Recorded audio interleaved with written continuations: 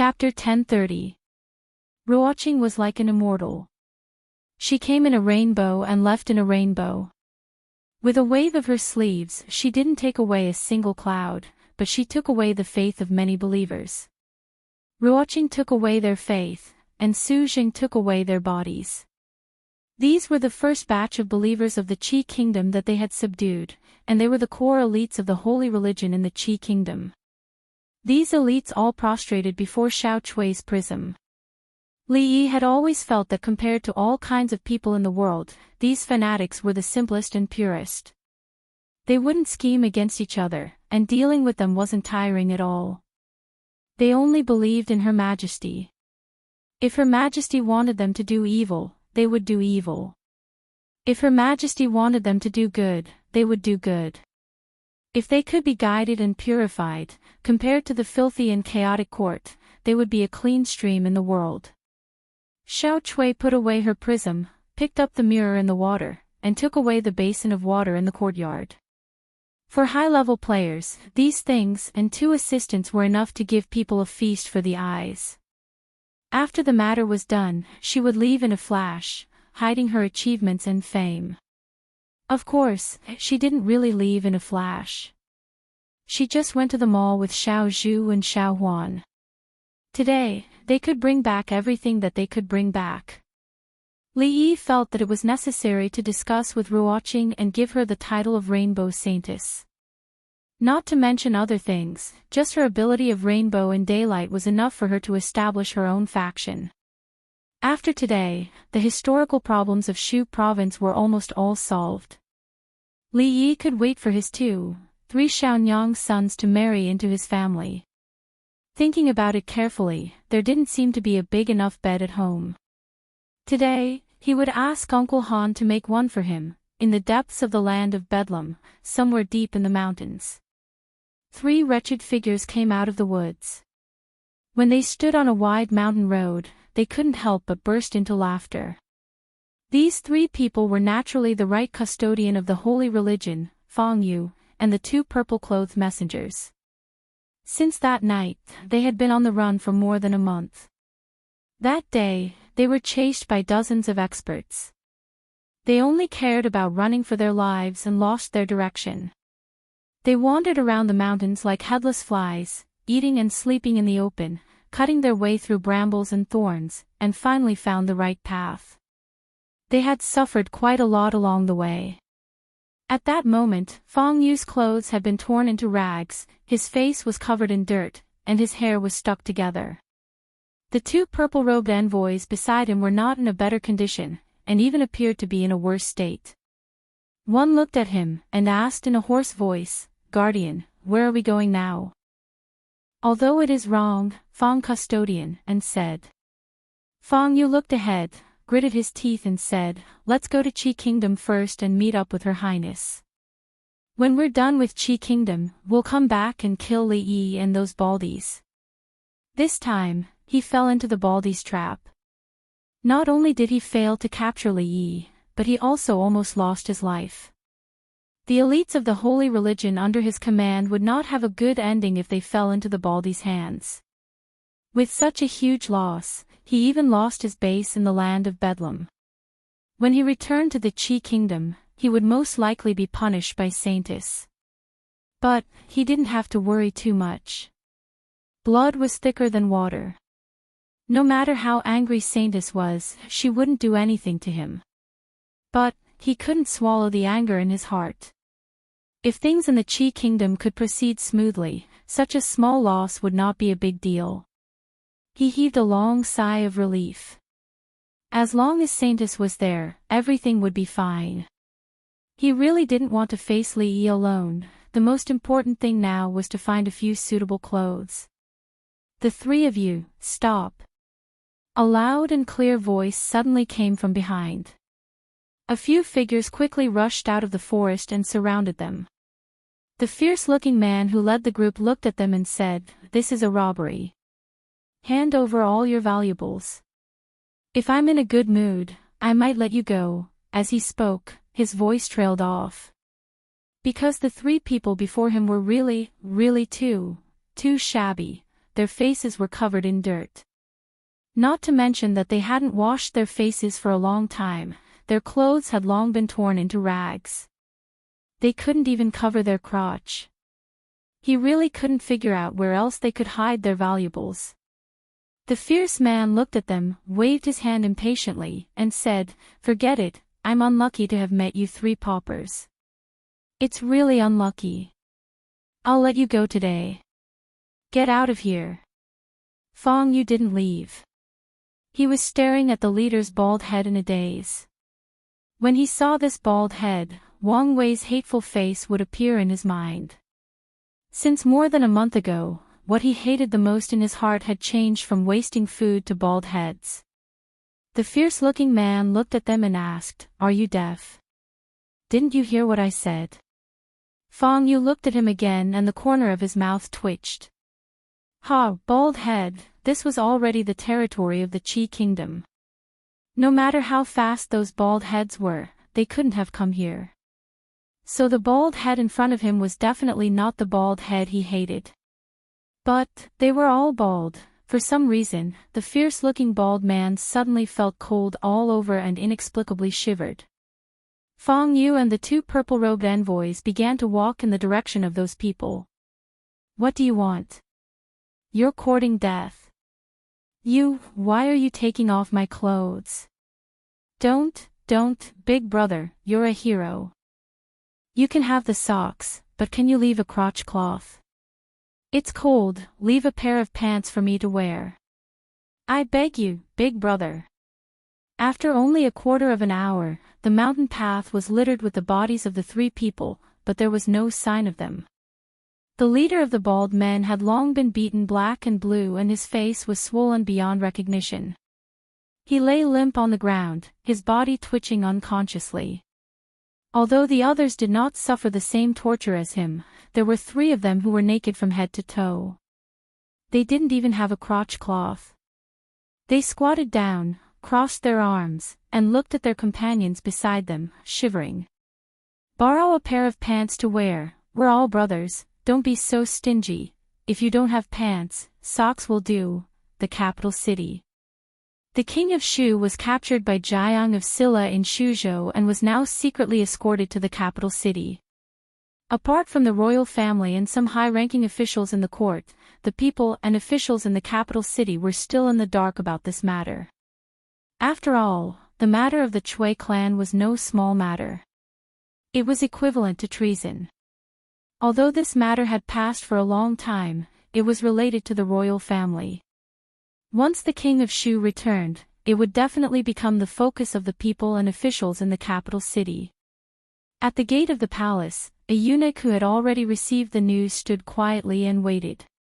He didn't know when, but a carriage appeared in front of him. The carriage came from afar and slowly stopped. The carriage looked very shabby. Obviously, it had been traveling for a long time. A young man jumped out of the carriage and lifted the curtain, showing it to a eunuch in the palace. The eunuch asked, "Look, is this the king of Shu?" The eunuch looked at it carefully and compared it with the portrait in his hand. He nodded and said, "Without a doubt, it is the king of Shu. It's good that it is the king of Shu." The young man took the book and pen and handed it to the eunuch. He said, "If there is no problem with the goods, please sign here. Thank you for your hard work, brother." The eunuch cupped his hands and said with a smile. In order to deceive the public, it was not a courier who secretly escorted the king of Shu from Shuzhou to the capital city, but an armed escort. This Shunfeng escort agency had just been established, but its branches had already spread across all the provinces and prefectures of the Jing kingdom. Whether it was delivering letters or goods, the speed of logistics was only inferior to the speed of the imperial court's express delivery. Moreover, it was very credible and rarely made mistakes. Although it was more expensive, it was still very popular among the people and merchants. The eunuch was already familiar with this. He took the pen and paper and said, "Please wait here for a moment. I will bring it back to His Majesty and have him sign it." Chapter 1031. Not long after, in the hall of diligent government, Li Xian, who had just returned from the Academy of Sciences, signed a piece of paper and asked, "Where is the king of Shu now?" The eunuch replied, "The princess has temporarily sent him to Jinghe Palace." Li Xian walked out of the hall and walked into a palace. He stood side by side with Emingsu. The king of Shu was not the real king of Shu, but this news could not be spread out. Otherwise, it would damage his father's reputation. Even his return to the capital had to be done quietly so as not to attract the attention of the people and officials. This was the reason why Li Yi chose to secretly send the king of Shu back without fanfare. Inside the hall, the king of Shu looked at the eunuchs and palace maids in front of him and laughed. "I thought that Li Yi was here to steal my throne. It turns out that he wants to send me back." He pointed to the people in front of him and said, "Slaves, why don't you kneel when you see me?" The eunuchs and palace maids lowered their heads and did not dare to speak. He walked around the hall and saw Li Xian and Emingsu standing at the door. He pointed at them and asked, "Li Xian, Emingsu, why don't you bow to me when you see me? Have you forgotten the rules I taught you?" Li Xian looked at him and turned to ask, "Are you crazy?" Emingsu shook her head. "I don't know." Li Xian thought for a moment and waved his hand. "Forget it, it's not important." He looked behind him and said to a eunuch, "Someone, bring wine." "Yes, your majesty." Soon, a eunuch came out with an exquisite wine pot. Li Xian poured a cup of wine and handed it to the king of Shu. He said lightly, "Drink it." The king of Shu was stunned and shook his head violently. "I don't drink. Drinking will cause trouble. I don't drink. I like to drink grape wine." Li Xian thought for a moment and turned back. "Bring me grape wine." The king of Shu was clearly taken aback. Then, he shook his head and said, "I don't drink grape wine. I want to drink water." "Water is good for the body." Li Xian asked the eunuch to bring 3 cups to the king of Shu. He pointed to the tray and said, "This cup is wine, this cup is grape wine, and this cup is water. There must be one that you like, right? I don't drink wine, nor do I drink grape wine, nor do I drink water." The king of Shu suddenly waved his hand and knocked the tray over. He stretched out his hands and began to run in the hall. As he ran, he shouted, "I am the Son of Heaven, I am the God of Heaven. I don't need to eat, I don't need to drink. I can absorb the spiritual chi of heaven and earth and the essence of the sun and moon."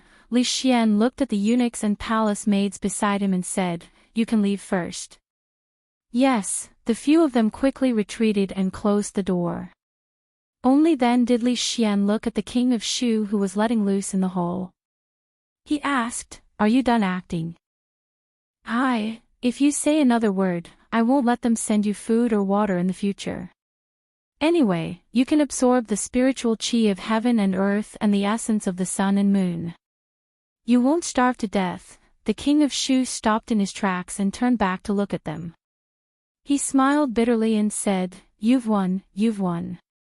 You've won the world, won the hearts of the people, won everything. Let me go, let me go, I don't want to die, I don't want to die." Li Xian looked at him and asked, "Who wants you to die?" The king of Shu pointed to the mess on the ground and said repeatedly, "Poisoned wine, you want me to drink poisoned wine." Li Xian took out the wine pot from another tray, took a sip, poured a cup of grape wine, and drank it in one gulp. Finally, he rinsed his mouth with water from another pot, looked at the king of Shu, and said, "Long time no see. I'm just treating you to a cup of wine. Why are you so nervous?" The king of Shu collapsed to the ground and looked at Li Xian in despair. He asked, "Li Xian, what grudge do you have against me? You stole my princess and my throne, and now you want to treat me like this. Have you forgotten?" Li Xian looked at him and said fiercely, "How can you forget? Have you forgotten that you bullied me when I was a child? You bullied me so badly. At that time, I thought, don't fall into my hands in the future." Not long after, Li Xian walked out of the palace and said to the two imperial guards at the door, "From today on, seal up Jinghe Palace. He is not allowed to step out. Except for food and water every day, no one is allowed to enter." "Yes, Your Majesty." When he walked back, Li Xian turned to look at Mingzu and asked, "Is there anything wrong with dealing with him like this?" Mingzu did not speak, which meant that she acquiesced. "In the blink of an eye, that guy has been gone for almost a year. The last time he sent a letter saying that he was going to get married soon and that he was going to marry 2 wives. It seems to be in the next 2 days. Unfortunately, we won't be able to see it." Li Xian put his hands behind his head, stretched, and said, "Why don't we go to Shuzhou to see the suffering of the people and have a nuptial night?" But it may be too late. Before he finished speaking, he felt that it was inappropriate. He turned to look at Mingzu and immediately changed the topic. "Let's not talk about this. Mingzu, look, how blue the sky is today, and how white the clouds are." As he spoke, his voice became lower. He looked at her in confusion, pointed to her hair, and asked, "What's wrong with your hair?" "It seems to be missing." "It's nothing." She covered the strand of hair with her hand and said, "I accidentally cut it when I was practicing swordsmanship." Looking at Mingzu, who left in a hurry, Li Xian shook his head and said, "When you practice swordsmanship, you should tie up your hair." Speaking of hair, he lowered his head and touched a sachet on his waist. There were 2 strands of hair in it. One was hers, and the other was Susu's. He suddenly looked up at the direction in which Mingzu had left, and a look of realization appeared on his face. He murmured, "Has it come to this?"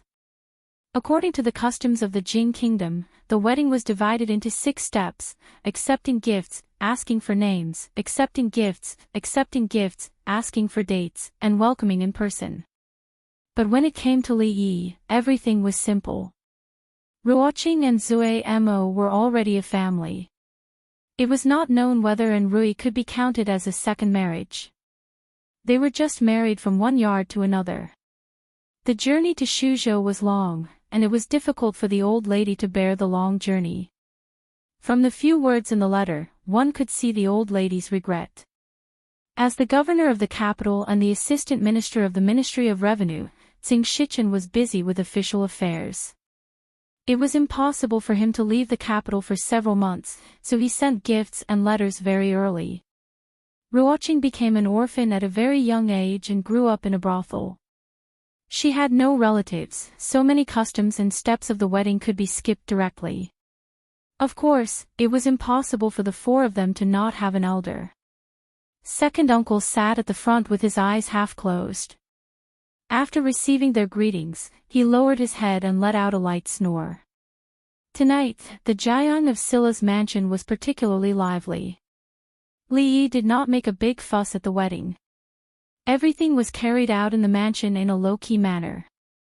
Although the people and officials of Shuzhou had known the news a long time ago, they did not know that the day of His Highness Jiang of Sila's wedding was today. Of course, even so, there were a lot of guests in the mansion. There were people from the Lu League, people from the brothel, the bald group led by Wang Wei, and people from the Willow Leaf Village who had gone through thick and thin together from the beginning. Tonight, there was no prince or son-in-law, only men and wine. Li Yi raised his wine cup, raised his head frequently, and drank up all the wine in the cup.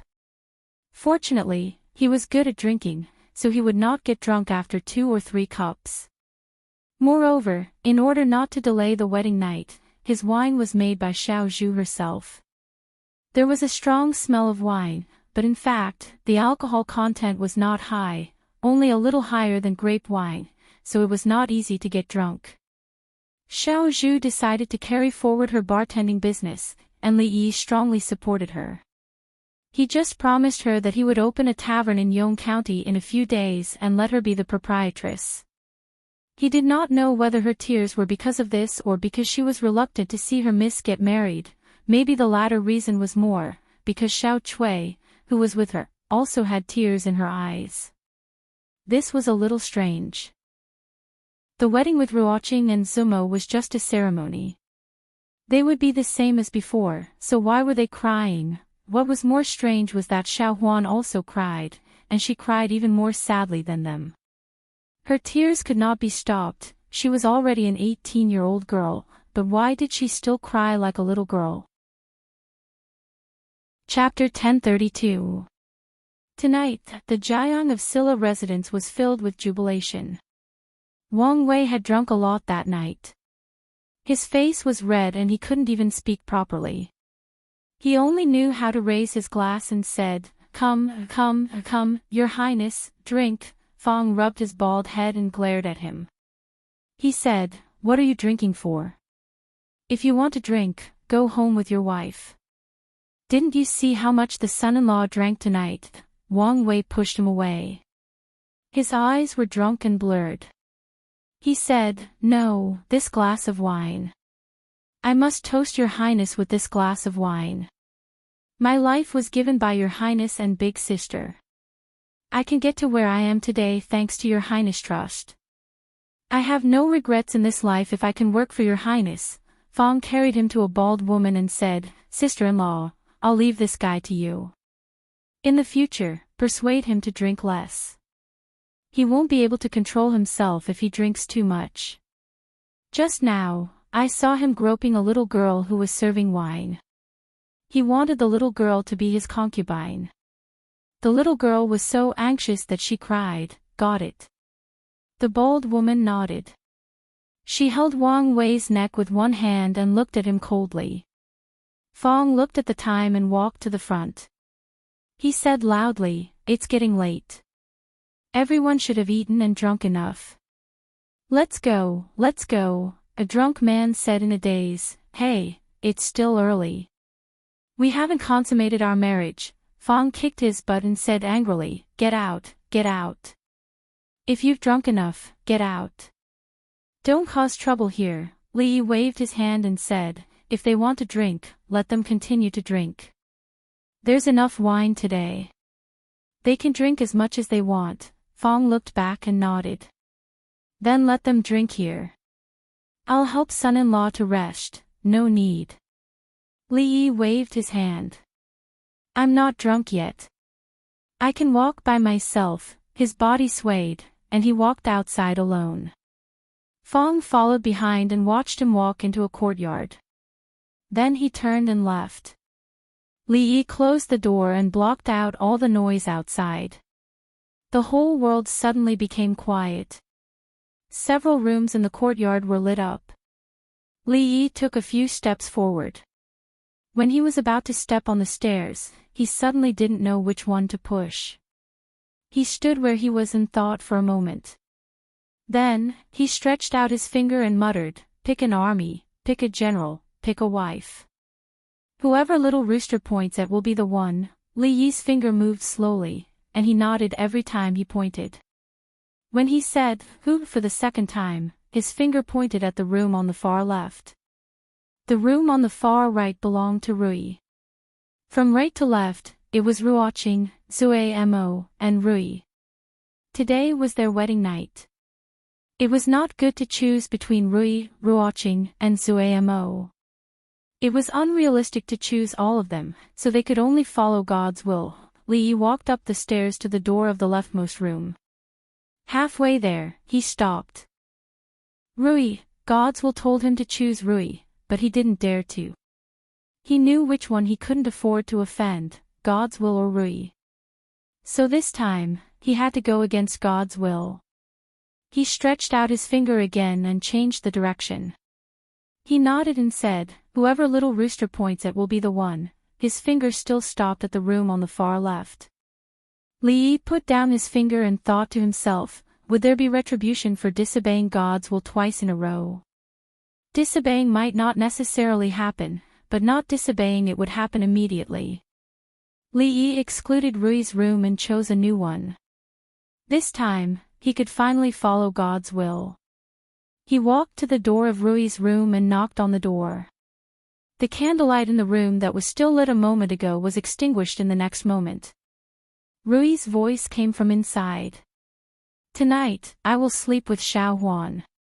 Husband, go find little sisters Ruoqing and Zuamo.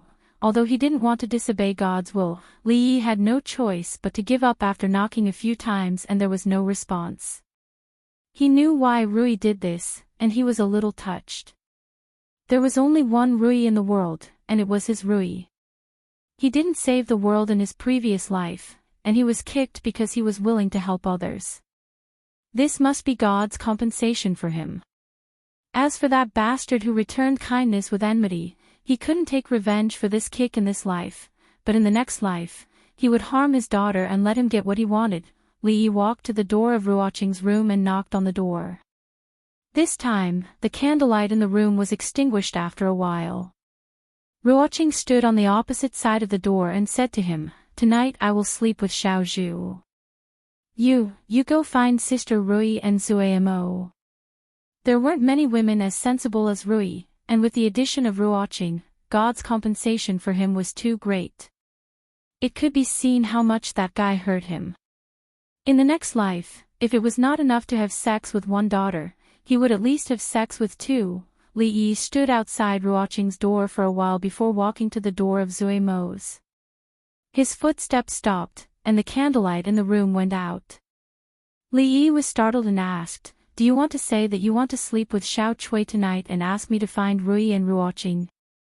Not saying anything was a tacit agreement. Li Yi knew that Zuamo was just a door away, and whispered, "Don't make trouble, I'm not making trouble." Zuamo leaned against the door and whispered, "Anyway, tonight, you can't find me." Li Yi understood what she meant, and he also understood what Rui and Ruoqing meant. However, what was wrong with sleeping with Xiao Huan, Xiao Zhu, and Xiao Chui? The bed was a new big bed, and it was not crowded for 3 people. He had 3 beautiful wives, but he could only stay alone. This was one of the saddest things in life. On the wedding night, where to sleep at night was actually a problem. There was no bed in the study. Should he squeeze with Fong? He sat on the steps, leaning against the pillar, drowsy. Although the wine he drank at night was specially made by Xiao Zhu, it was still wine after all. After drinking too much, he still felt a little dizzy. But what Rui and the others did, the cold wind at night, and the cold stone steps, made his heart and body cold, and his buttocks cold, and he couldn't sleep. He shivered slightly, and a fragrant wind blew, and suddenly he felt a lot warmer. Because he had a piece of clothing on his shoulders. "It's cold outside, come in." Mississippi Lu said lightly, turned around and walked into the room. On the wedding night, he was locked out by his wife, and was seen by his sister-in-law. This made Li Yi blush a little. This was really embarrassing. He was already familiar with Mississippi Lu's room, even more familiar than his own room. This room carried many painful memories that he didn't want to recall. Li Yi wrapped his clothes tightly, and when he stepped into the room, he seemed to hear the sound of smacking echoing in his ears. Mississippi Lu poured a cup of hot tea for him, and sat across from him, minding her own business. Li Yi drank a cup of tea, and then he realized that there was not only tea on the table, but also wine and dishes. Grumble, his stomach began to growl in disappointment. Just now, it was only at the beginning, and then he only cared about drinking. Now that he smelled the aroma, he felt unbearably hungry. He licked his lips, picked up the chopsticks on the table, and began to wolf down the food. Mississippi Lu glanced at him and reminded him, "These are my chopsticks." Li Yi curled his lips and said, "Don't be so stingy. If you want to eat, then get another pair. We're a family, why bother about these things?" Mississippi Lu reminded him again, "Those are the chopsticks I used just now." Okay, I'll give them back to you." Li Yi took a few more mouthfuls of food, returned the chopsticks to her, and said, "Then get me a new pair." Mississippi Lu took a new pair of chopsticks, but it was not for Li Yi, and she ate while drinking. Women were really strange creatures. One moment they wanted it, the next moment they didn't. Li Yi shook his head and poured himself a cup. Tonight, in order not to affect the wedding night, Li Yi asked Xiao Zhu to make a few pots of wine for him. Now that the wedding night was over, he should drink to his heart's content on this big day. He looked at Rui opposite him, and thought to himself, God's will is God's will. After going around in a big circle, in the end, he still had to spend the wedding night with Rui. On both sides of the square table, one was dressed in white, and the other was dressed in red, but there seemed to be no conflict between them. The atmosphere was extremely harmonious, as if everything was supposed to be like this. Once you drink too much, you can't control your mouth. What's more, today was a good day. Once people had a good life, they would always think about better things.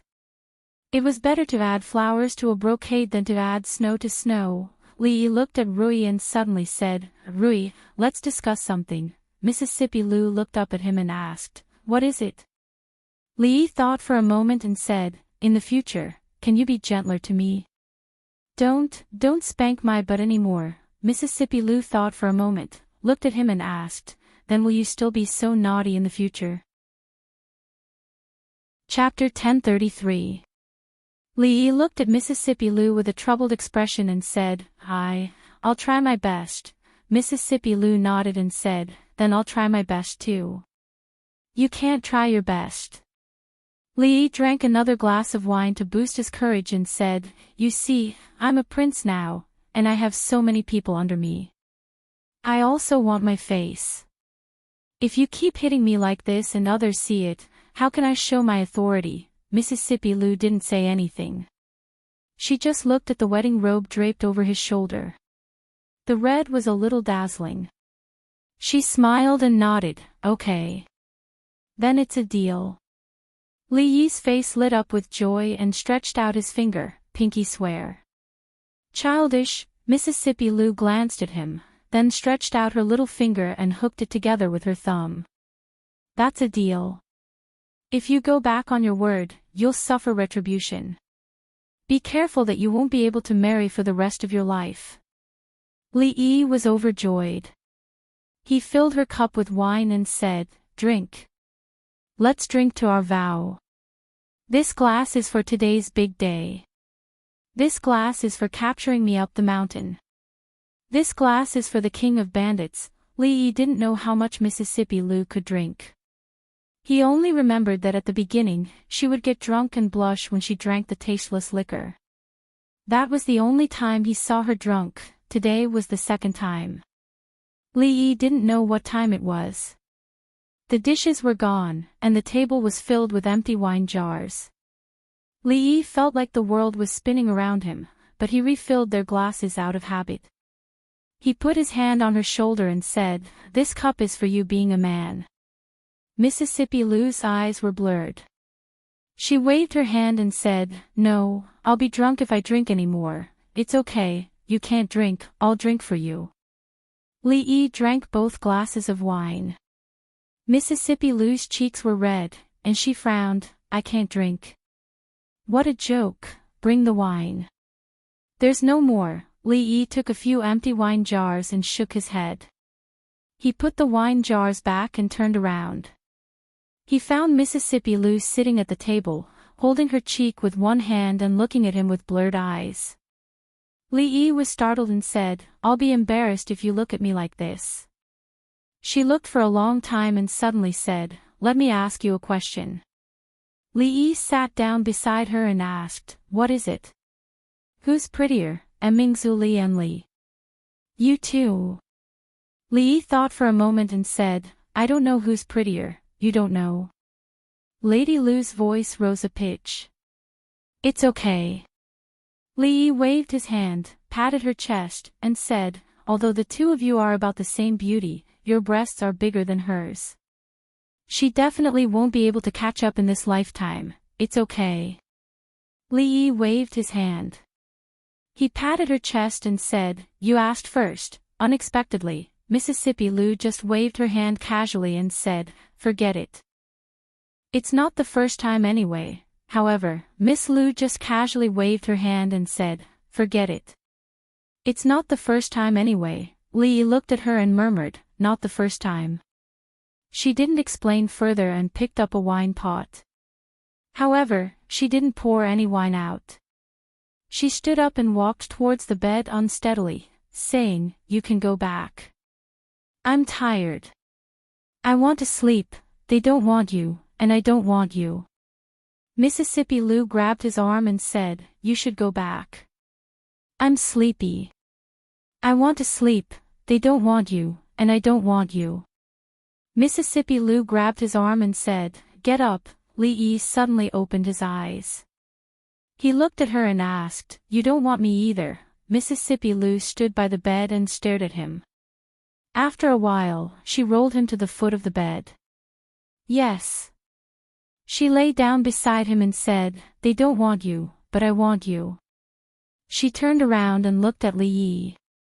"I have one more question." Lee closed his eyes and murmured, "Why do you have so many questions? Are you asking 100,000 whys? Do you still want to go back? Go back to where? Go back to where you came from." "Yes." Lee opened his eyes. His gaze was blurry. He said, "Even in my dreams." Mississippi Lou's eyelashes fluttered. She looked confused and asked, "Don't you want everything here? Don't you want my sister? Don't you want Dwayner? Don't you want Xiao Huan? Don't you want Yongning? Don't you want Mingzu? Don't you want me?" "Yes, I want everything." "Then why do you still want to go back?" "I miss my mother." After a moment of silence, Mississippi Lou stretched out her hand and slapped his butt through the quilt. She said angrily, "Why didn't you say so earlier?" Lee's hands were rolled up in the quilt. He couldn't move. He squirmed a few times and said, "We just made a pinky promise. You still hit me. Be careful. No one wants you in the future. If no one wants you, then no one wants you." Lee suddenly laughed. Don't worry. If no one wants you in the future, don't forget about me, don't forget about you. You don't want me either. You've already used this trick, don't forget about me. I'll support you." Her raised hand fell down again. Her eyelashes fluttered a few times. After a long time, she said slowly, "I'm sleepy." This time, she didn't get any response. She opened her eyes and looked at him in his sleep. There was still a smile on her face. Her breathing gradually calmed down. She just stared. When Lee woke up, he found that he had a terrible headache. He thought that Mississippi Lou must have made him drunk again last night. He opened his eyes and wanted to get up from the bed, only to find that he couldn't get up at all. He was rolled up in the quilt. The culprit was sleeping next to him. She was sound asleep and hadn't woken up yet. The person lying next to his pillow was actually Mississippi Lou. This gave Lee a fright. But looking at the situation now, they should just be lying on the same bed. Nothing serious happened. Only then did he finally relax. He spent a lot of effort to get out of the quilt. He carefully got off the bed and looked back. Mississippi Lou was still asleep. "What a pig," Lee shook his head. When he was about to leave, he suddenly turned around after taking 2 steps. He stared blankly at the figure on the bed. Mississippi Lou. The sleeping Mississippi Lou. The defenseless Mississippi Lou. She slept soundly on her side.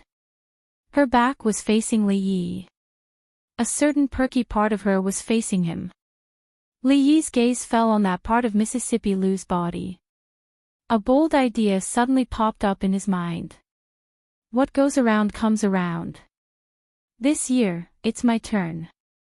Sooner or later, you'll have to pay for what you've done. Pay them back in their own coin. It's never too late for a gentleman to take revenge. At this moment, he thought of many words from the ancients. The ancients didn't lie to me. Countless painful memories emerged in his heart. Lee raised his head and hit her without hesitation. Smack! Lee swore that this was the most beautiful sound he had ever heard in his life. All the humiliation he had suffered in the past disappeared in this smack. At this moment, he felt that he had reached the peak of his life. Then he saw Mississippi Lou turn her head and look at him with a pair of deep eyes. The sky was slightly bright. Fong came out of the courtyard. He opened the door and stretched his body. Bang!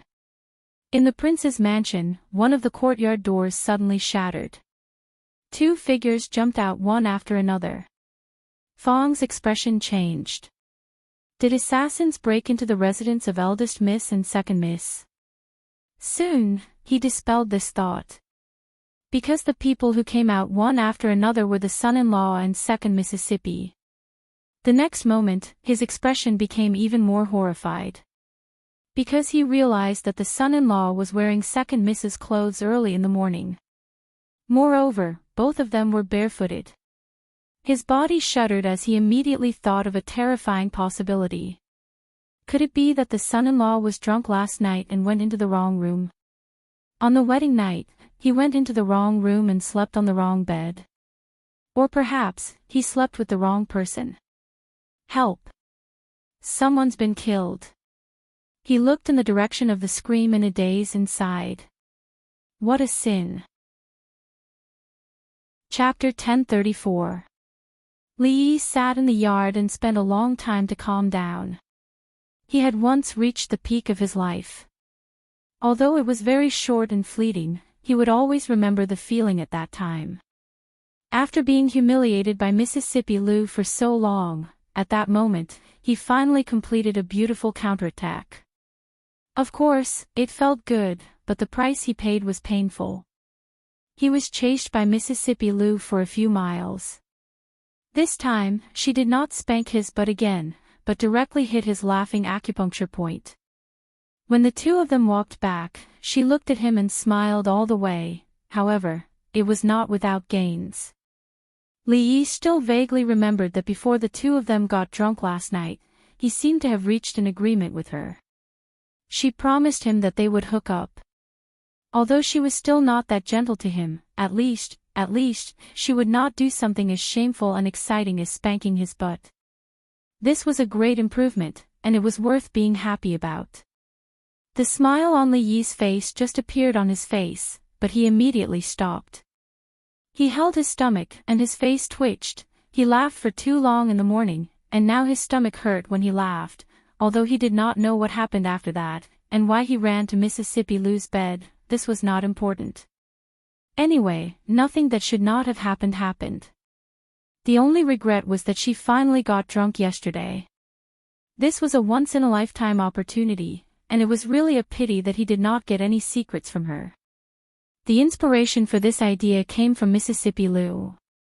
Last time when he was drunk, she even asked those virtuous and artistic teachers, and said that she already knew all his secrets. She did ask a lot of things, but if he said that he did not have any secrets with her, Li Yi would not believe it. Did she know that he actually came from another world? Did she know why he was always mischievous in front of her? She did not know anything. Xiao Huan walked out of the room and looked at the strange expression on the young master's face. She asked curiously, "Young master, did something happy happen to you this morning?" No. Li Yi would not admit that it was because Mississippi Lu hit his laughing acupuncture point, and he said seriously. Xiao Huan said in disbelief, but young master smiled the whole morning. No means no. Okay. Xiao Huan did not ask about this matter, and asked again, then where did young master sleep last night? Last night. Li Yi thought for a moment and said, I slept with Fong. Xiao Huan looked at Fong, who came in from outside the door, and asked, Uncle Fong, right? Old Fong was taken aback. He looked at Li Yi, then at Xiao Huan, and nodded. Yes, that's right. Xiao Huan looked at Fong and said, I haven't asked, Uncle, what you said, yes. Old Fong looked left and right, then clasped his hands behind his back and walked away. Who sent you to my side? Don't think that you can do whatever you want just because you're beautiful, and you can go back on your word. You promised me last night, I promised you last night, I won't. Mississippi Lu looked at him and said, I won't spank your butt, and I didn't break my promise. Li Yi thought about it. She didn't break her promise, but her methods were even more ruthless. He really shouldn't have said so much last night. There was a lot of meat on her butt, and it was exciting to be spanked. It's over, it's over. Li Yi quickly dispelled this thought from his mind. After spending so much time with Fang, he felt that he seemed to have been infected by him and had become a masochist. Mississippi Lu thought about it, stared at him, and said, I have a question to ask you. What question do you have again? Li Yi looked at her and asked warily, then his expression froze. Why did he say, again? Mississippi Lu rubbed the space between her eyebrows, stared at him, and asked, other than this, did it say anything else to you last night? No, right? Li Yi actually didn't know. He really forgot. Even Rui Lu, the always drunk, had forgotten everything after getting drunk. How could she expect him to remember? Wasn't she thinking too highly of him? Mississippi Lu looked at his expression and asked again, you really don't remember? Li Yi shook his head, I don't remember. It's better to drink less in the future. It's not good for your health, and it'll make things worse, then it's okay. Mississippi Lu finally felt relieved. She waved her hand, stood up, and left. She felt that he said a very rare truth. Don't be greedy when you drink, because when you're drunk, you don't know what you'll say and what you'll do. She actually asked him who was prettier between her and Emingzu. She actually said, they don't want it, but I want it. She actually asked him the biggest secret that she learned from him that night. She actually slept on the same bed with him for the whole night. Fortunately, he didn't remember any of this. Wait a minute. Li Yi suddenly stood up, and a look of realization appeared on his face. He looked at Mississippi Lu and said, I remember everything. Hearing Li Yi's voice, Mississippi Lu stopped in her tracks. Her body stiffened, and her heart began to beat wildly uncontrollably. She turned around, looked at him, and asked calmly, what did you remember? Her expression was indifferent, and her fists, which were hidden in her sleeves, were clenched tightly. Even she didn't realize that her voice was slightly trembling. Of course, Li Yi didn't realize that Rui's voice was trembling either. In his heart, he gave him 100 thumbs up for his wit. Opportunities always came to those who were prepared. Without a doubt, this was an opportunity. He looked at Mississippi Lu, thought for a moment, and said solemnly, last night, you said that you'll be gentler to me in the future. You won't speak loudly to me, and you won't bully me from time to time. You also said that you'll prepare an expensive gift for me during holidays and birthdays. Also, you said that you'll be nicer to me, that you'll massage my shoulders and back when I'm tired, and cook noodles for me when I'm hungry. Chapter 1035. You have to listen to me in the future. You have to help me when Emingzu bullies me. You can't be on her side. After listening to him for a quarter of an hour, Mississippi Lu closed her eyes and let out a long sigh of relief. She asked, anything else? Of course. You said Emingzu. Mississippi Lu's eyes suddenly opened. A trace of panic flashed across her pretty face. Her heart began to beat wildly again. What happened to Emingzu? You said Emingzu was too much. How could she bully others like that? Li Yi thought for a moment and nodded.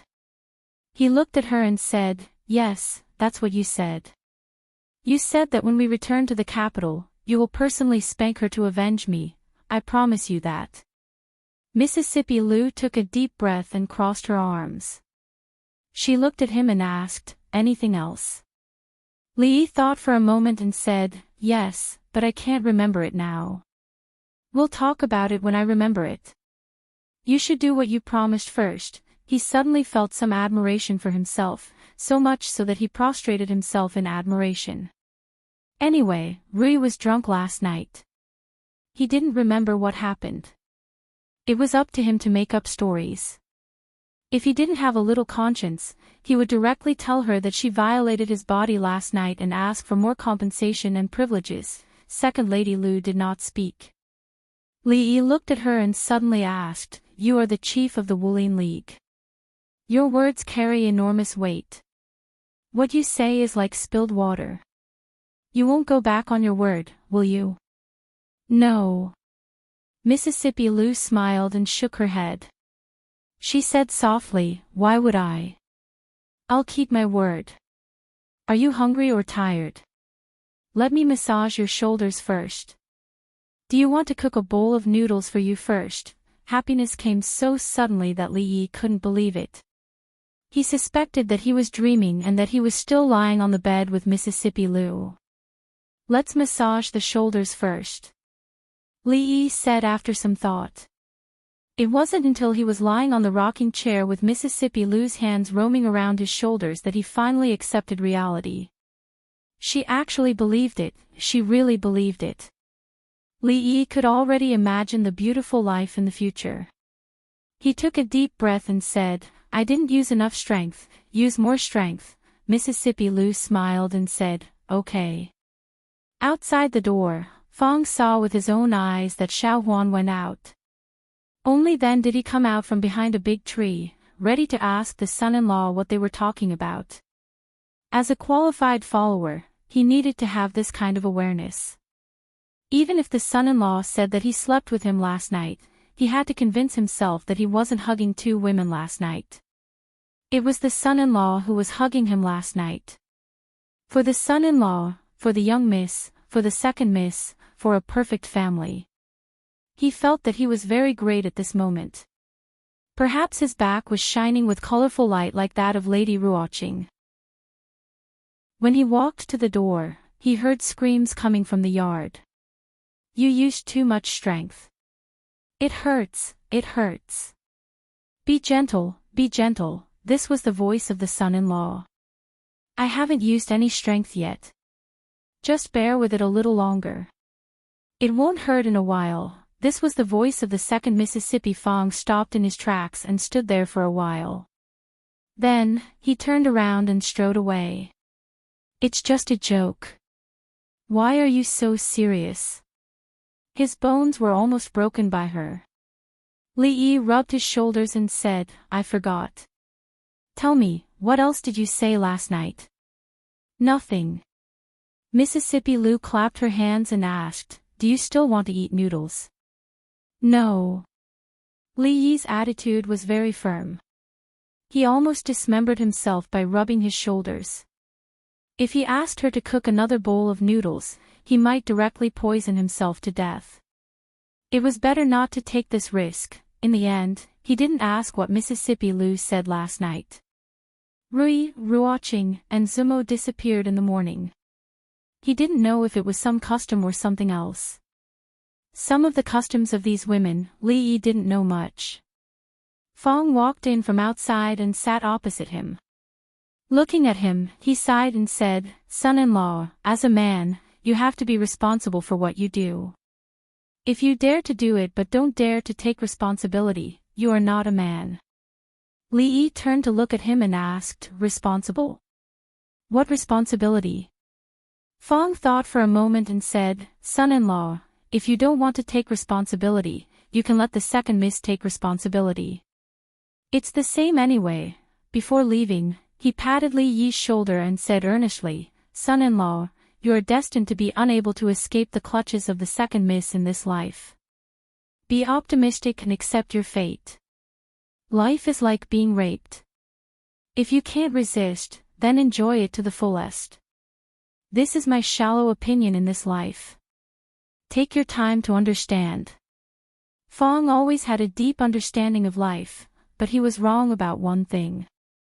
Life was indeed like being raped, but he didn't think of resisting. The architectural style of the Jiang of Silla mansion was from the inside to the outside, from the master to the servant. The innermost courtyard was where the master of the mansion lived. It could be counted as Rui, Ruoqing, Zumo, and himself. Of course, there were also Xiao Huan, Xiao Zhu, and Xiao Chui's rooms. Yong Ning had the most freedom and could sleep wherever she wanted. There was also a study without a bed. Li Yi thought that he already had Rui and Zumo and Ruoqing, so there was no need to put a bed in the study. Only now did he realize how naive this thought was. If that was really the case, he wouldn't have spent the night with Mississippi Lou. Be careful, just put it in that corner. Fong moved the mattress in alone. Li Yi looked around and picked a corner that was pleasing to the eye. Fong put the bed in place and looked at Li Yi with a strange gaze. In this courtyard, there were eldest Miss, second Miss, Miss Zumo, Miss Ruoqing, Xiao Huan, Xiao Chui, and Xiao Zhu, the 3 servant girls. Son-in-law could sleep in any of the rooms, but he actually wanted to sleep in the study. Son-in-law couldn't be unable, right? At such a young age, how could he? Li Yi looked at him and said seriously, if you look at me like that again, I'll send you to the Wu Kingdom to gather intelligence and come back in a few years. Fong clapped his hands and turned to walk outside.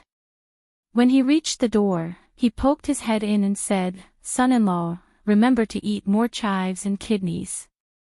If you really can't do it, you can also use tigers or deers or something to make wine. Get lost. Fong left. When he left, he didn't forget to close the door. Li Yi soaked his feet and took off his shoes before lying on the bed and wrapping himself in the blanket. From yesterday until now, he hadn't had a good sleep. In the morning, he was chased by Mississippi Lou for a few miles, and on the first day of his wedding, he had to be alone in his room. He didn't have the mood to complain anymore and was overcome by waves of tiredness. After sleeping for an unknown period of time, the door was suddenly pushed open and gently closed. On the bed, Li Yi's eyes suddenly opened. In the middle of the night, who came to his study? A thief. Impossible. Even if he was a grandmaster, he would not be able to sneak in here. Could it be Rui? Or a rapist? Was it Rui who came to pick up flowers? While Li Yi's mind was running wild, the figure had already reached the bed, quietly took off his shoes and climbed onto the bed. Li Yi's eyes widened. Could it be that the rapist was taking the initiative to offer himself? The moonlight shone in from the window, and Li Yi could roughly see the figure. From the shape of the chest, it was not Rui, but Zumo who came to pick up flowers. Chapter 1036. She shut him out on the wedding night, and now she wanted to secretly pick flowers. Li Yi really didn't expect that Zuemo would be so interested in this. Did she really think that she could get on and off his bed as she pleased? He closed his eyes and waited for her to pick flowers. However, after waiting for a long time, the person beside the bed did not move. Just when Li Yi was about to get impatient, he felt that she stood up. Was she going to run away? Li Yi couldn't pretend anymore. He grabbed her hand and dragged her to the bed. Ah! There was a cry of surprise in the room. Li Yi hugged her tightly and said fiercely, "Since you are here, don't leave." Shoo! After she reacted, she immediately looked back and whispered, "I sneaked here, they don't know." Li Yi carried her to the bed and whispered, "What are you doing here, picking flowers?" In response to him was a hot kiss. Li Yi had seen what a passionate Zuemo was like. In the dark night, there was only breathing and 2 gradually hot bodies. Li Yi knew what she was here to do. She was here to make up for the regret of the wedding night and carry out the last step they didn't finish yesterday. Squeak! There was a sound at the door again. Zuemo was startled and immediately lay down inside, hiding in the quilt. Li Yi looked at the figure who quietly closed the door with some surprise. He thought to himself that it couldn't be. 2 flower thieves came in one night.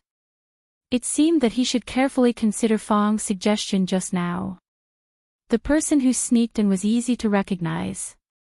From the way she walked and the hazy figure, it was Ruoqing.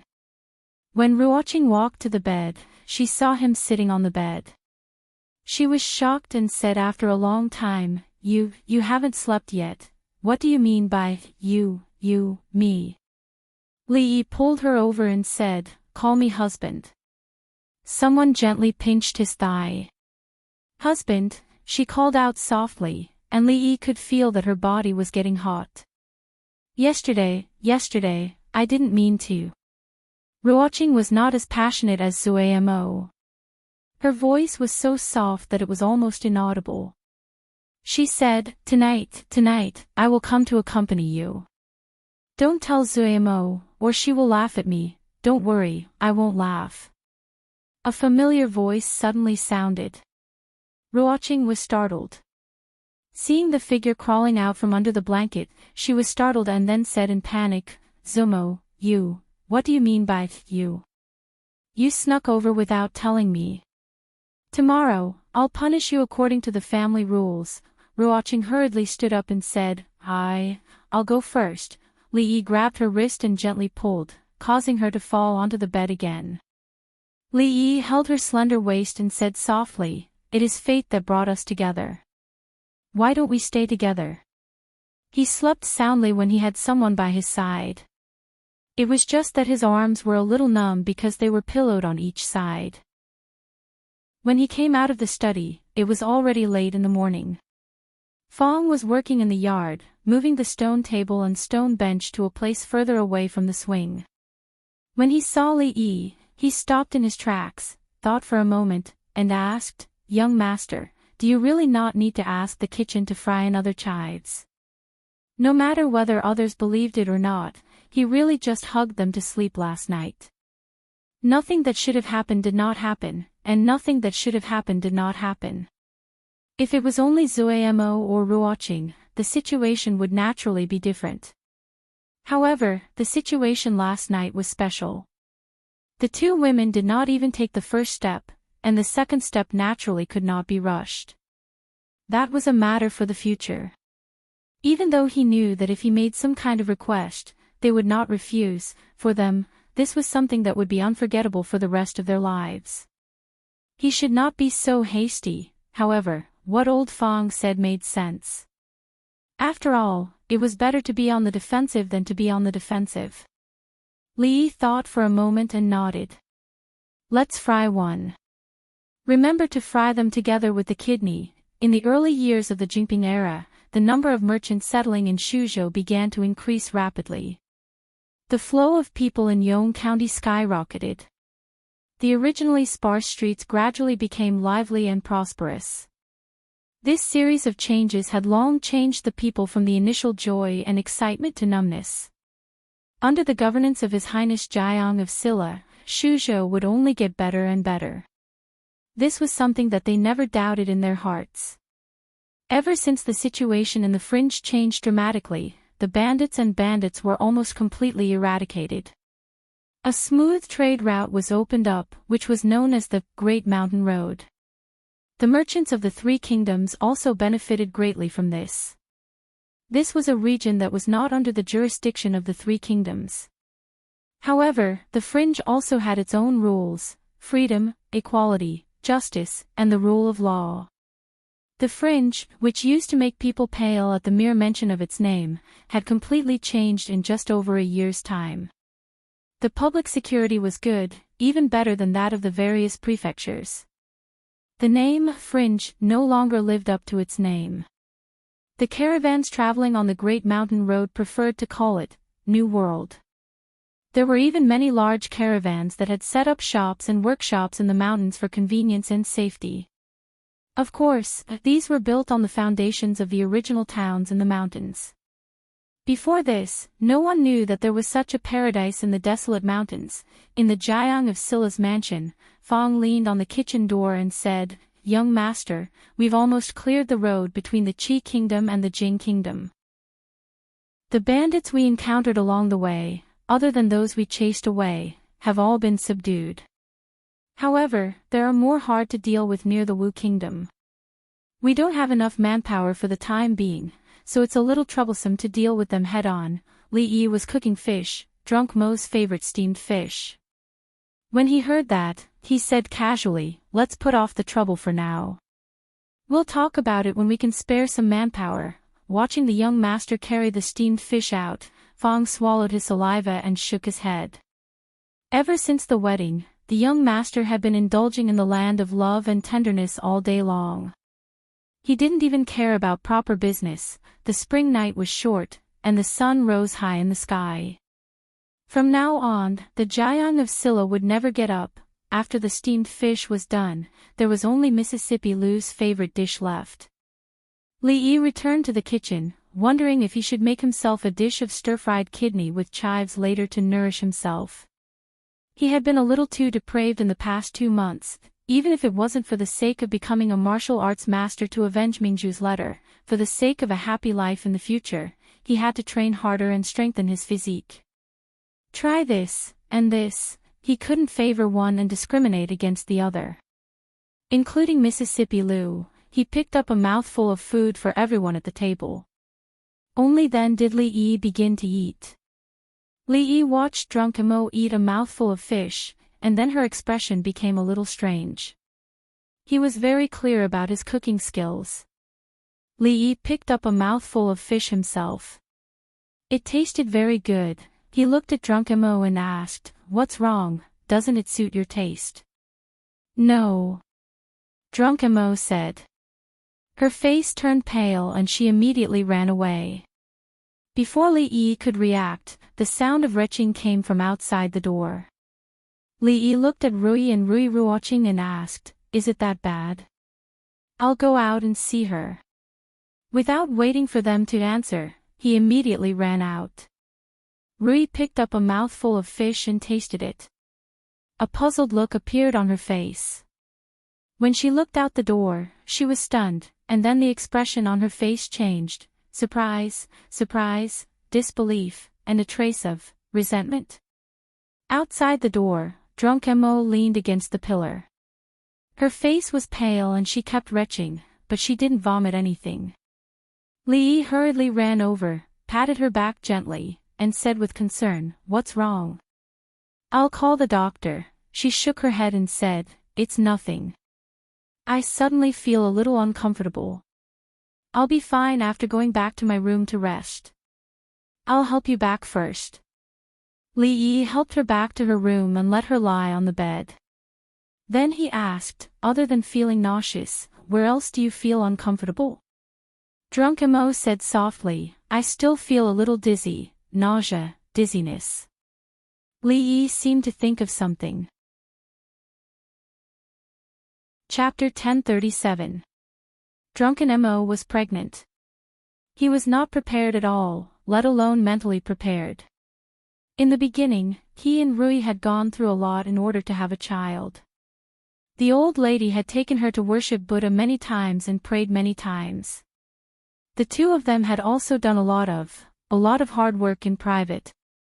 After so much hard work, they had the current young master of the Li family, Li Duan. But he and Drunken Mo had been married for less than 2 months, and she was already pregnant. Judging from the time, it was very likely that it was the first time. When Li Duan was 1 year old, he and Rui had wanted to have a second child, but from a year ago until now, there had been no results. Therefore, he could understand Rui's happiness and the hidden bitterness in her eyes when she looked at him. Drunken Mo and Ruoqing were only 1 day apart. Li Yi held Ruoqing's hand and asked, "How is it? Do you feel uncomfortable anywhere?" Ruoqing asked in confusion, "What do you feel uncomfortable? That is, do you feel dizzy, nauseous, or something like that?" Ruoqing instantly understood what he meant. She blushed and whispered, No. Ruoqing and Drunken Mo were not mentally prepared to have children for the time being. They obviously had time to avoid danger, but there was no absolute safety in this kind of thing. God always liked to joke with him on this kind of thing. Drunken Mo was originally only her treasure, but now she immediately became the treasure of the whole family. As soon as Rui learned the news, she told him that he couldn't sleep with Drunken Mo at night anymore, and arranged 2 more obedient and sensible maids for her. The imperial doctor sent by Li Xian from the palace a long time ago naturally received a lot of money. Second Madame's pregnancy was a great thing for the Holy Family. From the housekeeper to the servants, everyone's monthly allowance this month was doubled. In addition, there was extra money.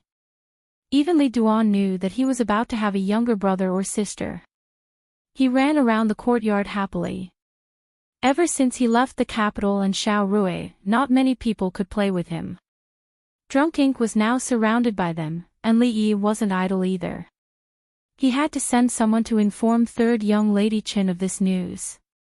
He also had to write a letter to report the good news to the old madam in Jingdou. He also had to send a letter to Tsing Shichen. He also had to write to Li Xian to remind him that even if he couldn't come, he couldn't miss out on a congratulatory gift. After writing a few letters, an hour had passed. When Li Yi walked into the room, Zui Mo was alone by the bed, staring blankly ahead. Li Yi sat down beside her and held her hand with a little force. Drunk Ink leaned on his shoulder and whispered, I'm scared. Li Yi put his arm around her shoulder and lowered his head. I'm here, don't be scared. It's not like you're the one giving birth to the child. Of course you're not scared. Drunk Ink rolled her eyes at him and leaned on his chest. The nervousness on her face faded a little. She blinked and suddenly smiled. Do you think our child will be a boy or a girl? Li Yi stroked her hair and said, if it's a boy, we'll protect you. If it's a girl, I'll protect you and your mother. Drunk Ink leaned lightly on his chest and murmured, you won't protect me. You only know how to bully me. When Rui was pregnant, Li Yi couldn't stay by her side from beginning to end. This had always been his regret. He couldn't make the same mistake a second time. He had already warned Wang Wei not to be impatient about the matter in the fringe. He told him to put aside the major forces that he hadn't subdued in the Wu Kingdom and focus on stabilizing the rear. As for the daily affairs of Shu Province, with Qin Chong around, there was no need to worry. Provincial Governor Chen's ability was unquestionable. When a woman was pregnant, there would be many symptoms, including dizziness, nausea, loss of appetite, and so on. In addition to physical problems, mental problems were more likely to occur. At this time, the company of the other half was especially important. Li Yi would hug her to sleep almost every few nights. From dressing up to eating and sleeping, he wouldn't let anyone else interfere. This made Rui, who had always been gentle and generous, a little jealous. One night, after washing up, she leaned on the bed and said in a slightly sour tone, "Husband is so good to Sister Drunk Ink. I'm a little envious of her." Actually, Li Yi had always treated them equally. It was impossible for him to treat them equally. But if he asked himself, he had never been partial to one person. Now that Drunk Ink was in a special period, there was no difference between how Li Yi treated her and how he treated Rui at that time. He knew that Rui was just joking. He pulled her over and said, "What's there to be envious of? When my wife gets pregnant, they'll be the ones envious of you." Rui sighed and said, "How good would it be if I hadn't broken through to the Grandmaster level? It's okay." Li Yi shook his head and said, "Grandmasters aren't cabbages that you can pick and choose from. At most, we'll just try a few more times." "How do we try?" Li Yi waved his hand to turn off the light. He leaned over to her ear and whispered, "Just like this." The light in the room dimmed, and the enchanting scenery in the dark couldn't be seen. Late at night, in a few rooms in the small courtyard, Ruoqing and Drunk Ink had already fallen asleep. 2 rooms away, Mississippi Lu was lying on the bed when her eyes suddenly opened. In the dark, a blush quickly appeared on her face, and she quickly covered her ears with her hands. She covered her ears and covered her head in the quilt. The suppressed and extremely low voice could no longer be heard, but she felt a little hot. She tossed and turned on the bed and couldn't fall asleep. Each room had a separate shower. After taking a shower, Li Yi carried Rui back to the bed and suddenly thought of a problem. He looked next door, then looked at Rui and asked, "Do you think they can hear us just now?" "Don't worry." Rui shook her head and said, "The 2 younger sisters are already asleep." Li Yi looked at her and only felt that a grandmaster was really powerful. It was simply a human-shaped eavesdropping device. He had to experience this feeling in this life, then he realized one thing. Rui seemed to be only one step away from this realm. He looked at Rui and asked, "What about Rui? Can she also hear us?" This time, Rui didn't say anything. Not speaking was a tacit agreement. He thought about it and asked Rui in a low voice, "Do you think it's a little inconvenient for Rui to live here?" Rui closed her eyes and said softly, "What do you want to say?" "Go and talk to Rui yourself." If he went to talk to Rui, he would be courting death. Li was not that stupid. Maybe Mississippi Lu went to bed very early every night. He closed his eyes and prepared to sleep. After a while, he opened his eyes again and turned to look at Rui. He asked, "My wife can hear from so far away. Do you remember on the night of our wedding, when Rui and I were drunk in her room? What did she say to me? Anyway, they didn't do anything out of line that day." Rui knew about it. Li also just realized that Mississippi Lu didn't tell him what happened that night, but Rui probably knew. Rui thought about it and said, "She made a promise with you that she wouldn't spank you anymore." And then Li was refreshed. He then asked, "I know this. What else did she say?" And then, after a while, Rui said, "Then I fell asleep." What else did she say? You can only ask Rui herself. Li felt a little regretful. If Mississippi Lu remembered it herself, he wouldn't have to ask Rui. He held Rui's hand and whispered, "Let's sleep," Rui responded. After a long time, she asked, "Do you know how old Rui is this year?" "Soon to be 20. Li opened his eyes and said, "In a few years, it'll be time for me to get married. I don't know which good man will get lucky." Chapter 1038. Mississippi Lu was almost 20 years old. Before Rui went to bed last night, she unintentionally asked this question. Li then realized how fast time had passed. When she was riding on the horse and looking down at him, in his eyes, she was only equivalent to a young girl in her prime in the future. Perhaps there was a little rebellion and violence in adolescence. Of course, as she gradually grew up and matured, there was only violence left now. A 20-year-old girl, whether in the Jing Kingdom, the Qi Kingdom, or the Wu Kingdom, was definitely an old leftover woman. Even though the marriage law in the Jing Kingdom had been reformed a few years ago and was ahead of the other countries, it only delayed the marriageable age by a few years. According to the statistics of the Ministry of Revenue, the average age of marriage for a girl in the Jing Kingdom was 16 to 17 years old. Of course, this age could not be compared to the future, but compared to the Wu Kingdom and the Qi Kingdom, it was much more scientific. According to this data, not only Mississippi Lu, even Xiao Huan, Xiao Zhu, and Xiao Chui were left behind. However, Mississippi Lu should not care about other people's opinions. After all, she was a woman who wanted to be the king of the mountain bandits. Now that this dream had not been realized, as a heroine and the future king of the mountain bandits, how could she give up her dream because of a romantic relationship? However, what if Rui did not think so? What if she cared about other people's opinions?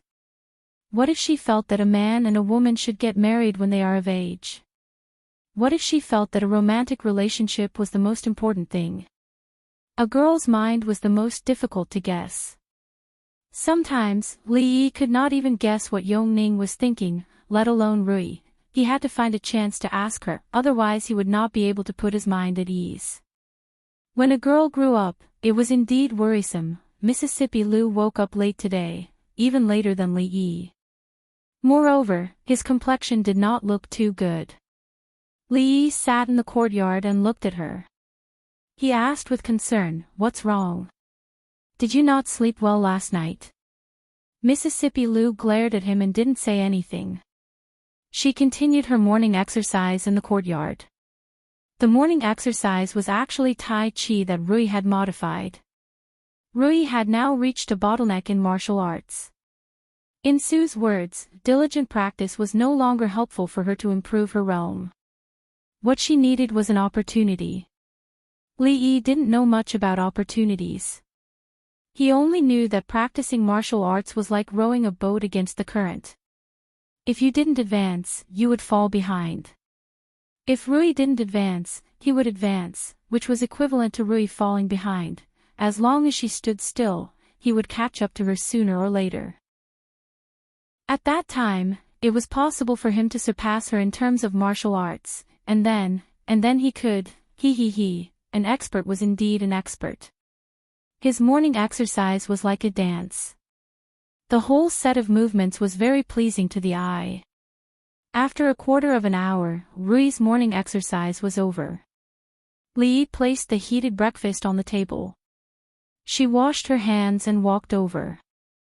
Li sat opposite her and watched her eat. Rui usually didn't take the initiative to speak, so Li had to find a topic himself. Li looked at her slightly haggard face and asked, "You always look pale in the morning. Is it because you're not used to living here? Do you want me to move you to another courtyard?" Mississippi Lu took a small sip of porridge and looked up at him. There was a hint of inexplicable meaning in her eyes. Li couldn't help but feel a little guilty when he saw that look. Worried that she would misunderstand something, Li hurriedly explained, "Of course, if you think it's okay to live here, just pretend I didn't say anything. I'm not chasing you away, and I'm not saying you're unnecessary." Mississippi Lu ignored him and buried her head in her porridge. Li thought for a moment and asked, "Rui, you'll be 20 in a few days, right? And then?" Miss Lu glanced at him again and said casually. It was obvious that she was waiting for his next words. "I don't mean anything else." Li shook his head and said, "I just suddenly remembered that when Rui was 20, Dwayner was already born. You're not young anymore. When are you going to get married? Do you have any plans?" Guessing other people's thoughts was not a good thing. Li decided to ask in a roundabout way. After getting an answer from Mississippi Lu, he felt a little more confident. Without waiting for Mississippi Lu to answer, he immediately said, "Of course, I feel that although family is important, a girl should still prioritize her career. You have Lu Mang in your hand and you're in charge of the fringe. You don't have to rush into getting married. Rui and I can support you." Mississippi Lu put down her bowl and wiped her mouth with a napkin. Then, she looked straight at him. This made Li feel even more guilty. After some time, Mississippi Lu suddenly retracted her gaze and said, "You're right. I'm already 20. If I don't hurry to get married, I'll be like Li Emingzu in a few years. No one wants me." Li looked at her and murmured, "Emingzu, she has someone who wants her." "What?"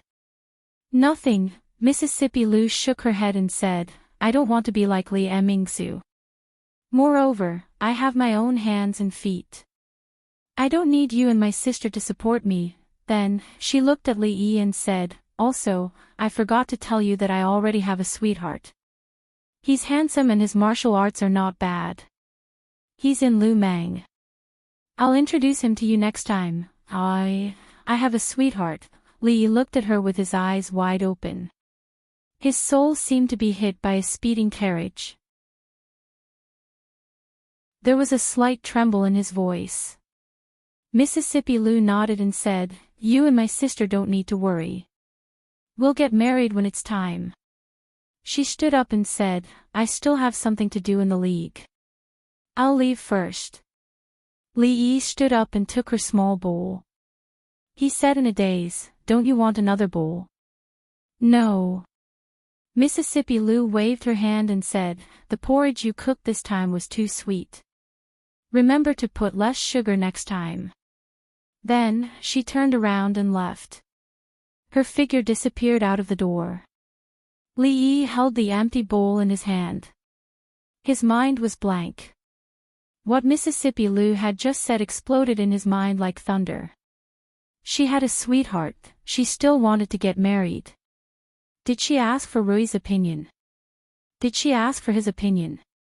Men nowadays couldn't be judged on the surface. There were a lot of sanctimonious beasts. What if she met a bad guy? She actually complained that the porridge he cooked was too sweet.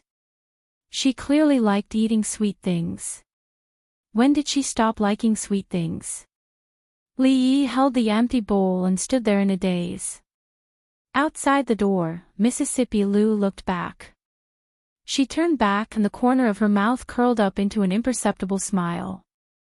"Second Miss, good morning." Fong walked over from the side and waved his hand to greet her. "Morning." Mississippi Lu smiled at him and turned to leave. Fong's footsteps came to an abrupt halt. The expression on his face immediately froze. He looked at the sun above his head. There was no doubt that it rose from the east. Since the sun did not rise from the west, why did Second Miss smile at him?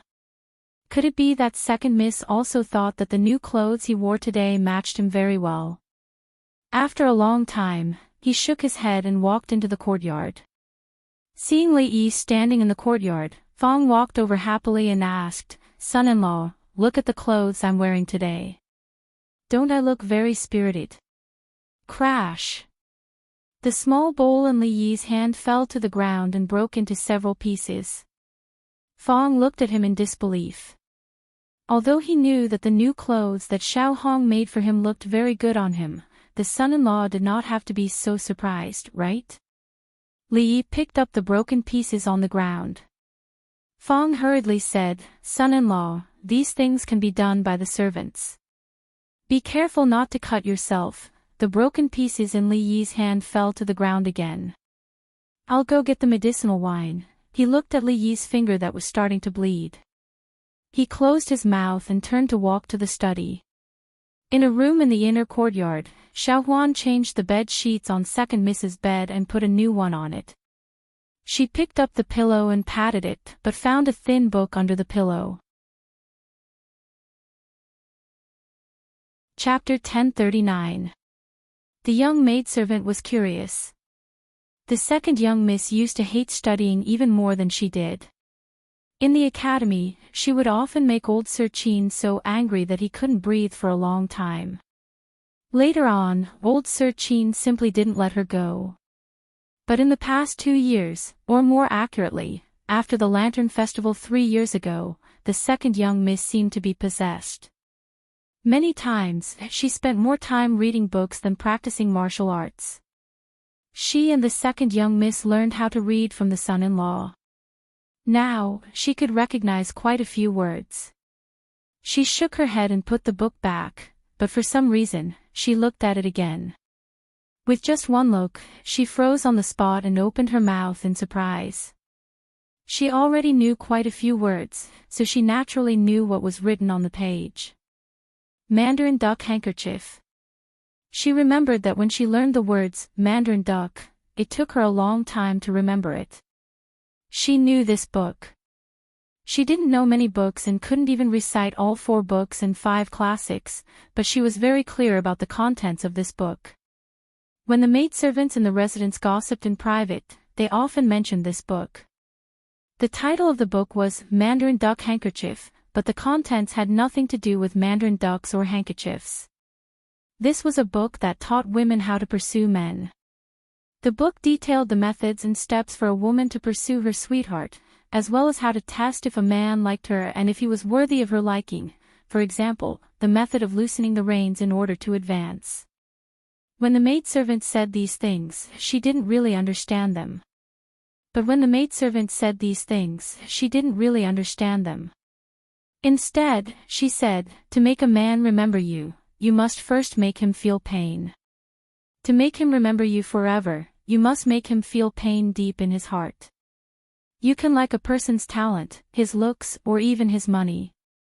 But if you like a person because he treats you well, then when he doesn't treat you well, you will have nothing. She understood 70 to 80% of these easy-to-understand words. This book had been banned by the government more than 10 years ago.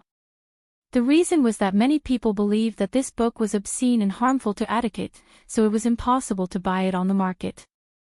However, many women would still keep a copy and keep it under their bed pillows.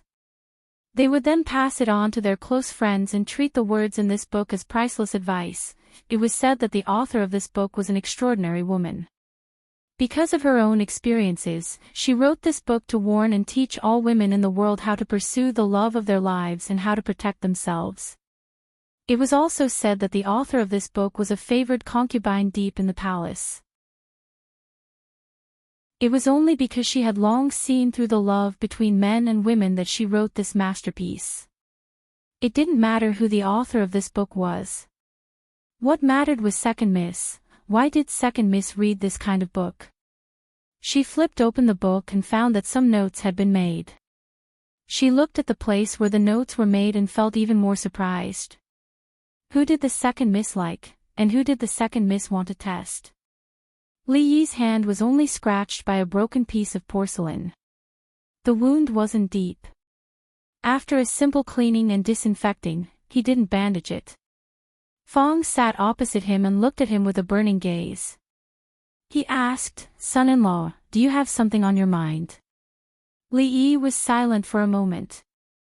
He looked at him and asked, "Have you been to the Lu Meng often recently?" "Quite often." Fong nodded. He was bullied by his own wife and couldn't fight back. He felt wronged and had to find a place to vent. "How is the Lu Meng recently? Did anything strange happen?" Fong thought for a moment and said, "Everything is fine. Nothing strange happened. It's just that a group of people passed the assessment some time ago. There are a few good seedlings among them. They look like humans, but I don't know if they are just embroidered pillows." Everyone whom old Fong described as a human or a dog was better looking than him. Fong actually wasn't ugly. Other than his body being a bit strong and his face being a bit naive, he was quite good looking. But that wasn't the main point. He looked at Fong and asked, "Do you feel that Rui has been acting strange recently?" Second Miss. Fong thought for a moment and thought of the strange smile she had shown at the door. He nodded and said, "Yes." Li Yi was silent for a moment and said, "Come with me to the Lu Meng. The number of core disciples in the Lu Meng has just exceeded 3,000. The number of masters on the 3 lists is also increasing every month. At this rate, it won't be difficult to reach 4,000 by the end of the year." The Lu Meng was located outside the county. It occupied a large area and was equivalent to a small town. Lu Luo walked beside him and introduced the recent developments of the Lu Meng. The Lu Meng had Su in charge and many masters on the heaven list. It was a great attraction for people in the martial arts world. The disciples who had passed through many rounds of selection were the best of the best. After Lu Luo finished introducing the recent developments in the Lu Meng, he pointed to a room in front and said, "The League Master is there. I will take you there." He pointed to the room. A woman put a letter on the table and said, "League Master, the situation in the Wu Kingdom is the same as before. The court and the rebel armies are still in a stalemate. There is no news of Princess Duanrong." The woman wore a tight white robe and was dressed like a man. Her hair was tied up in a bun similar to a man's. She said, "I was just joking with you this morning. How can I have a sweetheart?" "Joking?" Li Yi looked at her in grief and indignation. He walked to the yard and pointed at the gigolo standing in the yard. He said, "I saw you holding hands today. Don't tell me that was also a joke. You misunderstood." Mississippi Lu looked at him and explained, "She's a woman." "Misunderstood? Woman?" Li Yi was even more indignant. "Although I'm stupid, I'm not blind." Not only was he indignant, but he was also very disappointed. Did she think that he couldn't even tell the difference between a man and a woman? Was she so perfunctory now? He patted the gigolo's chest and said, "You said he's a woman. Where are her breasts? Where are her breasts?" The face of the gigolo, who was patted by Li Yi, turned from red to white and then to green. Mississippi Lu did not answer him. She thought for a moment and looked at him and asked, "Can you beat the 9th on the heaven list?"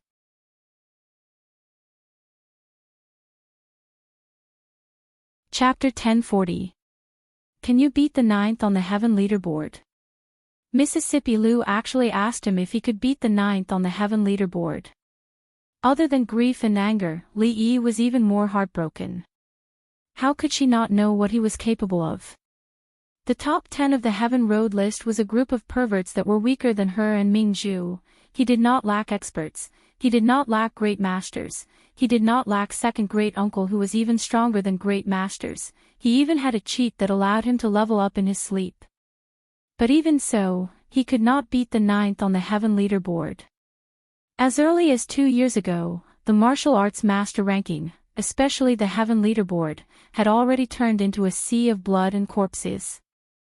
With his current strength, if he was lucky, he could barely enter the top 20.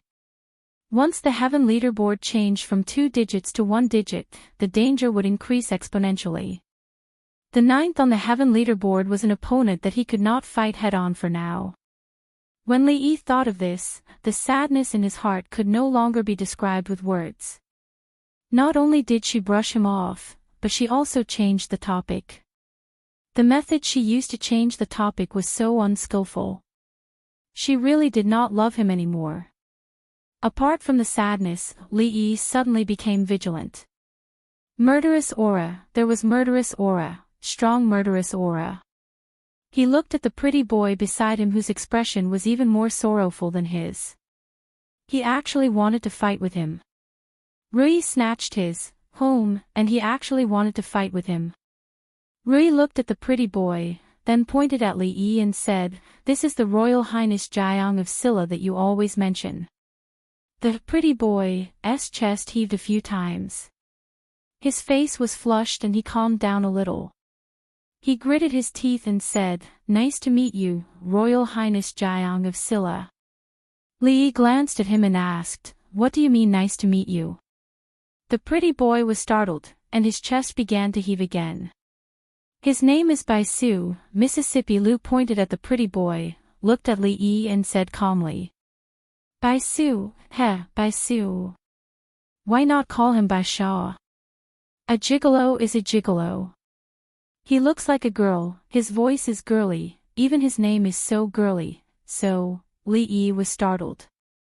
He suddenly recalled something. Mississippi Lu seemed to have a subordinate named Bai Su. She was the one in charge of the army of women. Before her, this position was held by Yang Liuqing. This showed how much Mississippi Lu trusted her. Li Yi looked at the pretty boy who was glaring at him. She had no beard, no Adam's apple, pierced ears, a feminine voice, and a feminine face, because she was a woman. He then looked at her chest. Although it couldn't be called a chest when she stood next to Rui, it did seem to protrude a little more than his. Li Yi felt that he was really blind. 9th on the heavenly roll. Indeed, one could not judge a book by its cover. Lu walked over quickly and grabbed his hand. She looked back at Fong and said, "What are you waiting for? Hurry up and get the gauze and medicinal wine." "Ah. Oh." Fong immediately reacted. This was the 3rd time he had taken these 2 things today. Watching Mississippi Lu take off the gauze and open the medicinal wine, Li Yi hurriedly said, "I'll do it myself." "I'll do it myself." Mississippi Lu crossed her arms in front of her chest and said, "Do it yourself." "I'll see how you do it yourself." Li Yi didn't have a 3rd hand, so he couldn't do it himself. He looked at Fong and said, "What are you waiting for? Come and help." Fong looked at second miss and then looked at his son-in-law. He leaned against the door frame and shook his head, "Sorry, I don't know how to do it." Li Yi looked at him and said in surprise, "You didn't return it in the morning and afternoon." "Sorry, I forgot." Fong continued to shake his head. Rebellion, rebellion. Fong actually embarrassed him in front of Rui. He didn't let him go to the Wu Kingdom to inquire about the news. "Don't be so wishy-washy. Let me do it." Mississippi Lu glared at him, grabbed his hand, and carefully washed it with the medicinal wine. Then, she opened the gauze, cut a section and carefully wrapped it. It had to be said that Rui's wound looked much better than Fong's. After wrapping it up, she put the gauze and medicinal wine aside. As if remembering something, she looked at Li Yi and asked, "Do you think a woman can really like another woman? Lesbians are infinitely good, but they can't give birth, what?" Li Yi looked at the butterfly knot on his hand and felt awkward no matter how he looked at it. He said casually, "There's no law that says a woman can't like another woman. Like a man or a woman, or even like a person or not, it's the freedom of others." As he spoke, a shocked expression appeared on his face. He looked at Mississippi Lu and said with difficulty, You can't be saying." Mississippi Lu looked at him and nodded solemnly, "You guessed right." Li Yi stood rooted to the ground in a daze. He was able to guard against Ming Zhu, he was able to guard against the gigolo, but he was unable to guard against another woman, no. He looked angry. He grabbed Mississippi Lu's wrist and slapped her butt twice. He said, "No, I don't agree. Your sister won't agree either. Just give up. You've grown up, haven't you? What do you mean you don't like women? Don't you like women too?" Fong stood at the door and looked at the scene in the kitchen.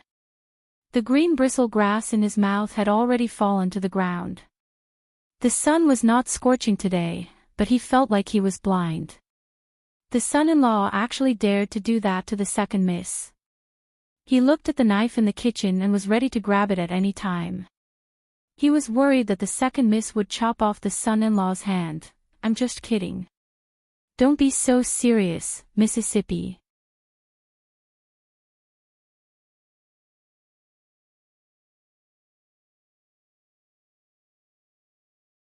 It was said that his ancestors had bandit genes, so he managed this place in an orderly manner. He also built a prince's residence here. Although it was not as big as the Jiang of Sila's residence in Yong County, it was still the most magnificent building here. It could be said that he was very thoughtful. When they walked on the Bluestone Street, two people came from a distance with a man in custody. Li Yi looked at the three people passing by and asked, "This is..." After Wang Wei went forward and asked, he came back and said, "These guys, they don't use the latrine. They always like to relieve themselves at the street corner. They don't change their ways, so I have to lock them up for 3 days before letting them out." Wang Wei actually liked to relieve himself anywhere in the past. Everyone was not particular, and there could be latrines everywhere in the mountains. But now that the prince was here, if these people made this place stinky, how could he, Commander Wang, put his face?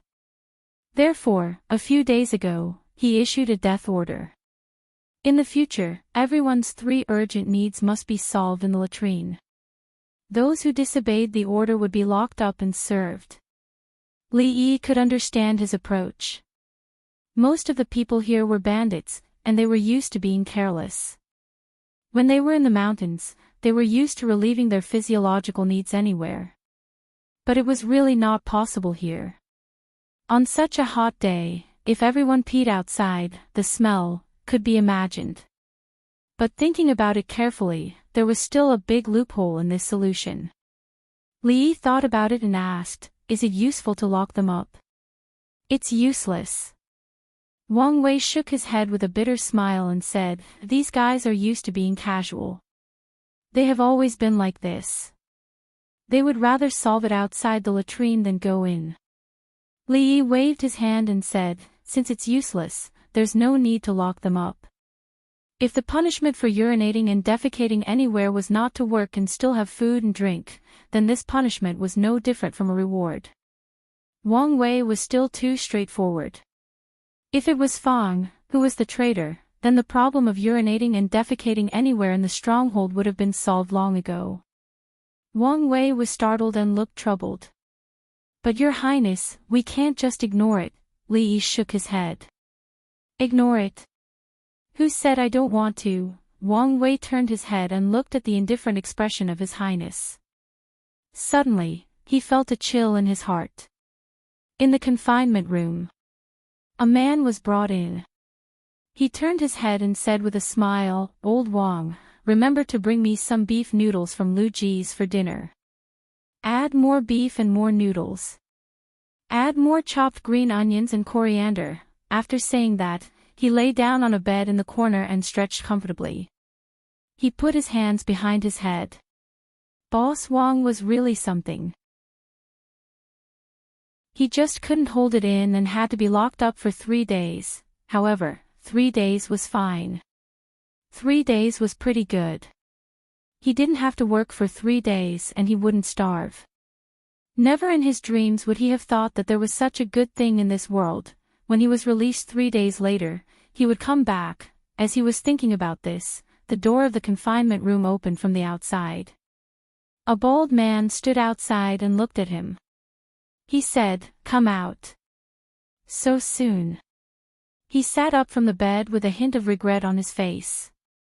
Could it be that Boss Wong had gone back on his word? However, the bald man didn't let him leave. Instead, he brought him to another place. Through the window, he could see more than 10 children sitting in seats with their hands behind their backs. They were swaying their heads along with an old man in front of them. He was a little confused. This was a school. He always felt that building a school in the stronghold was unnecessary. Only those with families would send their children here. Anyway, they didn't need to pay, so he just treated it as looking after the children. Why did this little bald man bring him here? To see which brat didn't study hard and beat him up.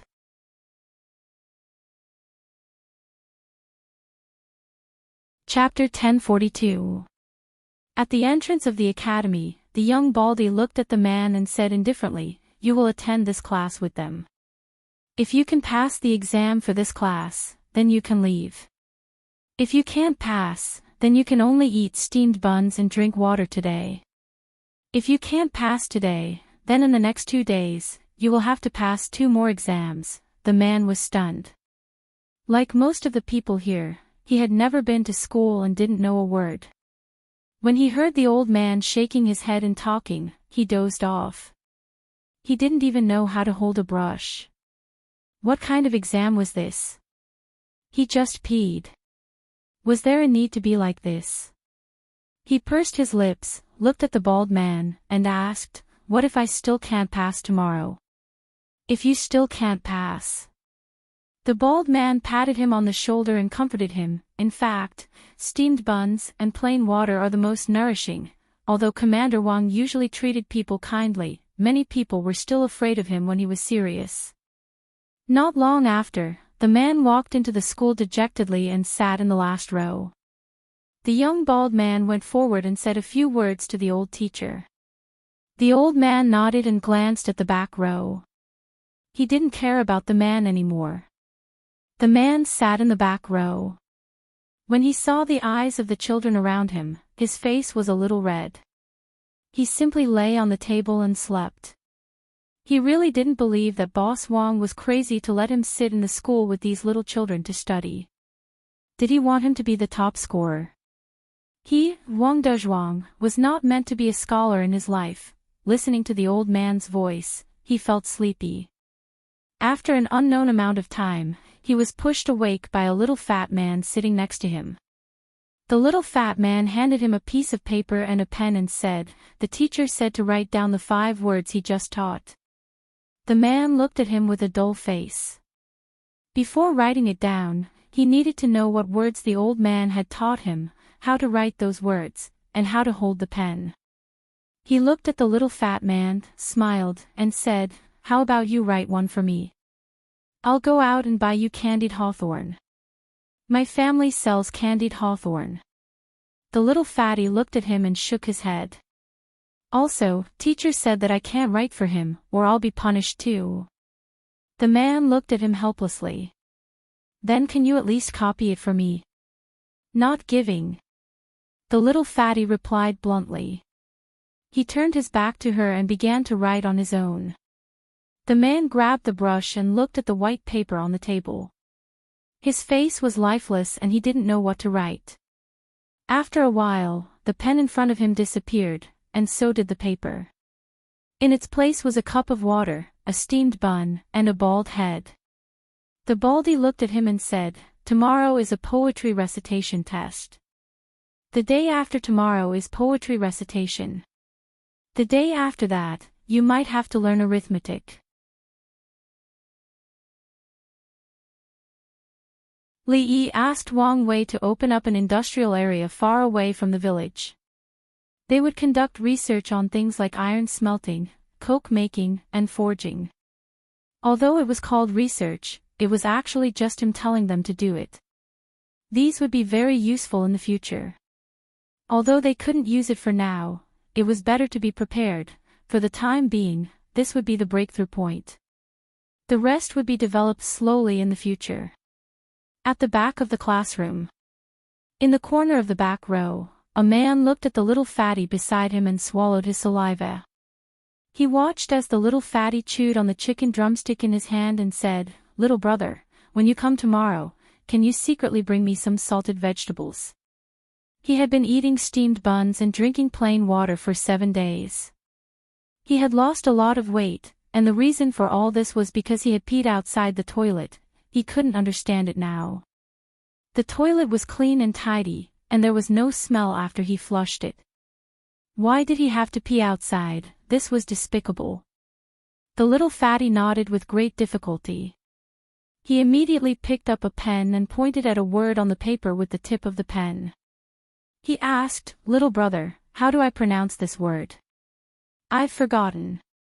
Can you teach me again?" He felt extremely miserable. The school was really too scary. Even if he were to move stones outside, it would be better than sitting here and reading. The detention room not far from the school had also been transformed into a new school.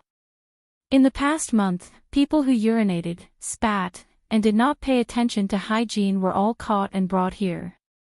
Here, they didn't have to move stones, pave bridges, or repair roads. They didn't have to do anything. They could spend their days swimming in the sea of knowledge, experiencing the joy of reading. Haha, I passed. I can go out now. Suddenly, a person rushed out from inside and stood on the street, looking like a madman. After laughing, he looked down at his hands with a pained expression. These were a pair of hands used to chop people, but they had been used to write for the past few days. He wrote non-stop all night, and if he couldn't finish, he could only eat steamed buns and drink plain water. He wasn't even given a salted vegetable. Suddenly, a few hands reached out from the window. Someone exhorted loudly, brother, come back. Stay for another 2 days and teach us too." That person stood on the street and laughed maniacally. "Even if I die outside, starve to death, suffocate to death, or jump off the mountain to my death, I won't go back." In a room somewhere in the stronghold, Commander Wang touched his bald head. He was surprised to find that in the entire stronghold, there hadn't been a case of people urinating, spitting, and littering everywhere for a long time. In the short span of half a month, this problem that had been troubling him for years had actually been cured.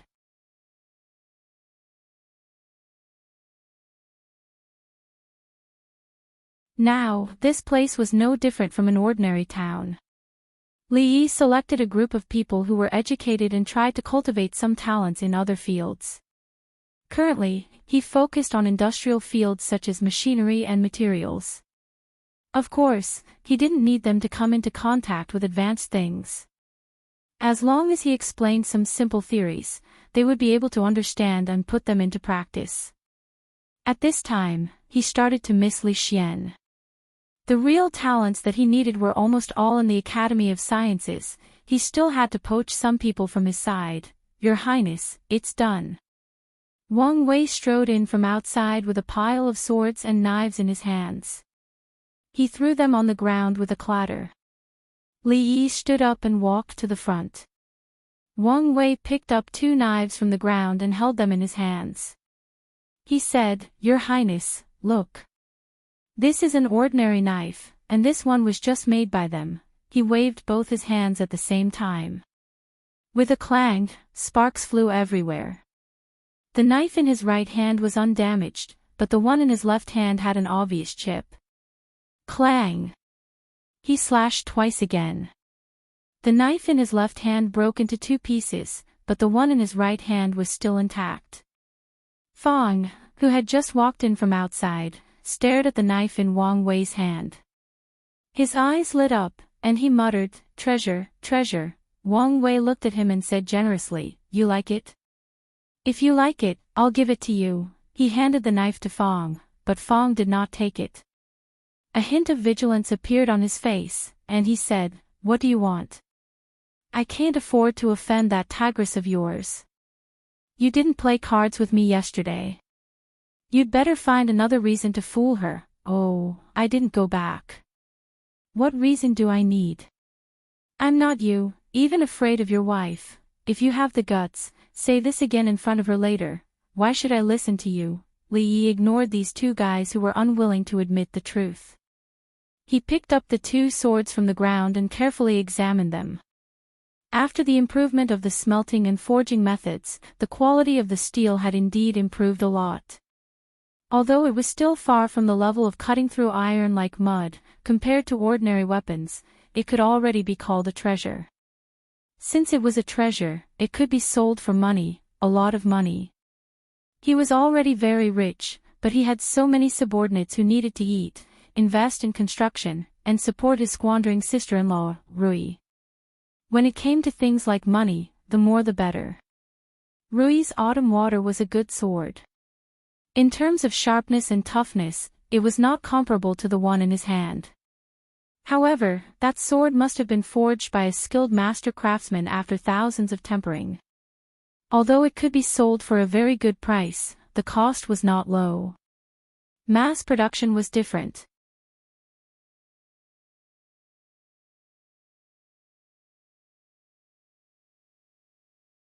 Chapter 1044. In Jingdo, when the imperial guards of the palace pasted the imperial notices on the city gates and various streets and alleys in conspicuous places, commoners quickly surrounded them. In the early years, it was rare to see imperial notices posted. When the former emperor was on the throne, he only pasted one when he searched for famous doctors to treat a certain princess in the palace. Later, when the current emperor opened a mathematics school, he often posted notices like this to search for craftsmen among the commoners. By now, the commoners were no longer surprised by this. A scholar who passed by had already deciphered the contents of the imperial notice, causing a lot of discussion among the people. This time, the emperor wanted to recruit skilled blacksmiths from all over the Jing kingdom. It was said that food, accommodation, and women would be provided. Those with families would also be given a courtyard in the capital. Apart from that, they would also receive a monthly subsidy from the country. If they were a famous master blacksmith, they might even be able to get a position in the Academy of Sciences.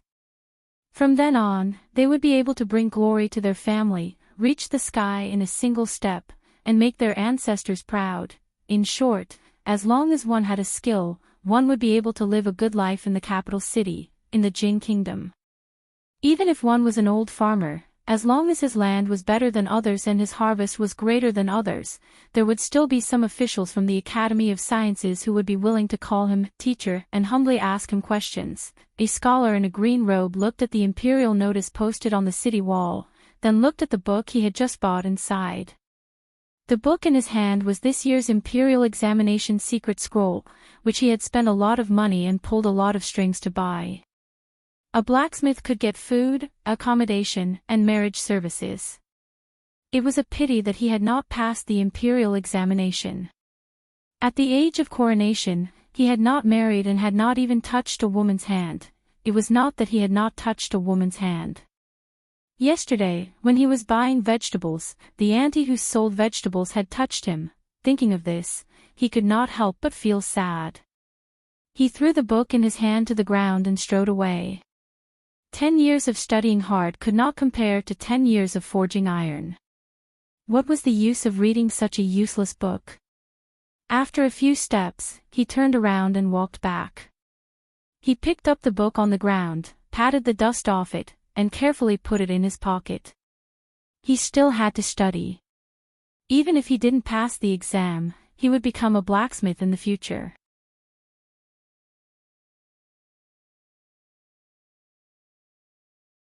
If it weren't for the fact that the Academy of Sciences had several big projects that needed funding, if it weren't for the fact that his second child was about to be born, if it weren't for the fact that Mingzu didn't allow him to squander the money in the national treasury, he would never agree to Li Yi doing this. He walked out of the door and said to a guard, "Tell them that 280 is not enough, at least 370. At the gate of the capital, several carriages came from afar. Before they entered the city, they were stopped by the guards at the gate. One of the generals came forward and asked, "What's in the carriages?" A man smiled and said, "Some goods." "What goods?" The general lifted the black cloth covering the carriages and opened a box. After taking a look, his expression changed. He opened a few more boxes and his expression darkened. He took a few steps back and waved his hand. Seeing this, the guards behind him immediately surrounded the carriages. Only then did the general come forward and ask, "Do you have the seal of the imperial court?" Smuggling weapons was a serious crime, not to mention that there were so many of them. If they didn't have the seal of the imperial court, these people had to be arrested and interrogated immediately. "Of course we do." The leader nodded and took out something that looked like a piece of silk from his sleeve and handed it over. After carefully examining it, the general waved his hand and the guards behind him left. The carriages drove through the gate. The general was still a little worried and went forward to ask, "Where did these things come from?" In front of the carriages, the man turned around and said with a smile, "Sword greeting Villa. You're tuning into the Journey of the Soul YouTube channel. Don't forget to subscribe and join us on this journey to catch the most captivating stories."